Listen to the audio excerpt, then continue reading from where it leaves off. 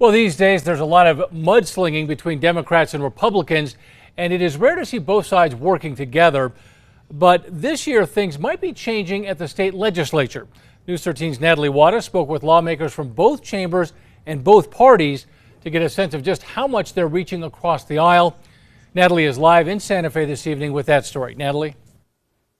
Dean, the number of bills co-sponsored by both Republicans and Democrats is slightly higher this session than it was in the last 30-day session.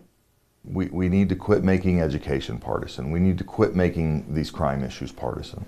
And we need to come together on the things we agree on and make things better in our state. Republicans and Democrats alike agree. On issues like education and public safety, both parties seem to be working together this year. There are education bills.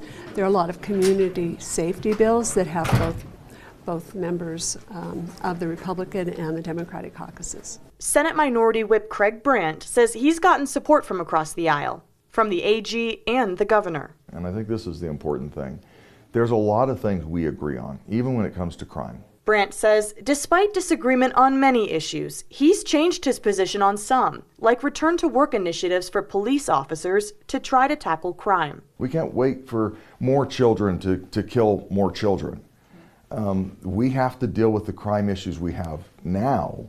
And so I had to change my position on that because we need cops on the street. On the other side of the Senate chamber, Senate Majority Whip Michael Padilla says there is a lot of common ground.